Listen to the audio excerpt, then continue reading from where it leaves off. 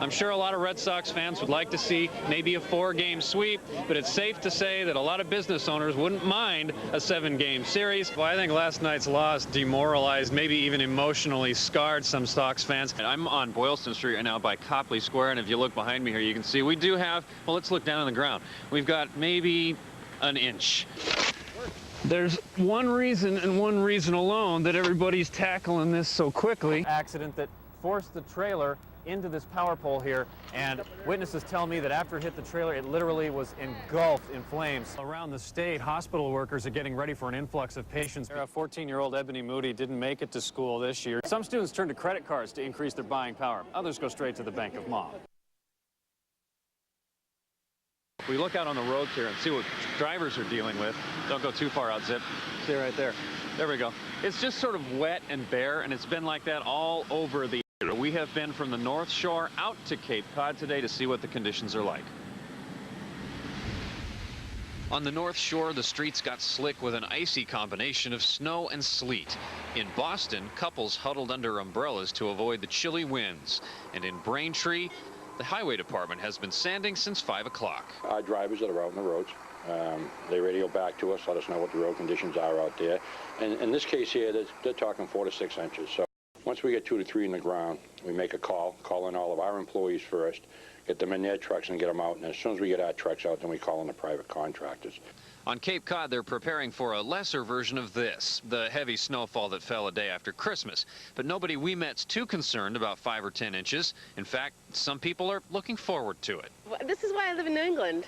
If I wanted warm weather, I'd live in Florida. As people file through Kenmore Square on their way to Fenway tonight, there are a few smiling faces. They're going to a ball game in October, but a lot of stony-faced people are making a death march, it seems. And the reason is they just don't have confidence in pitcher Derek Lowe.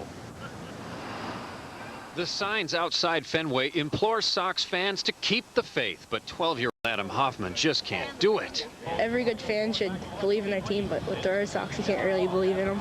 Well, tonight's pitcher, Derek Lowe, was wildly popular after beating Oakland in Game 5 of last year's ALDS. Strike 3 called, and the Boston Red Sox have come from behind. Today, he inspires only ambivalence. Derek Lowe, he's good, but, you know, Martinez is better. You know, so I think that they should seriously think about putting Martinez on the plate. He might go 4. 4 innings? Yeah. And then they'll what, rock him out of the park? Yeah. Pretty good in 4. Well, Pedro has the faith, Manny has the faith, but Stuart Onan believes in hitting. We're pitting on the offense. You know, we're not going to win 1-0 tonight. It is a long way to Sox in 7, and nobody's betting their lunch money. Well, I have a lot of confidence, but I'm just not showing it right now. Not exactly a ringing endorsement, but I tell you what, a win would go a long way toward healing the psyche of Red Sox Nation. What does a snowplow driver call when he has a flat tire? This man moved from Norway to Norwood 10 years ago, but there was no leaving behind the snow. It's like a wind tunnel, and all the snow accumulates there, so. More than 2 feet accumulated in many places south of Boston. Removing it calls for teamwork with some neighbors. He does his, and then he lets me use his snow blower, so. Well, that's nice. So it works pretty good. Yeah. Yeah. Well, then you should have it licked fairly quickly. I think so. Time enough for the game. For some, it's a solitary endeavor.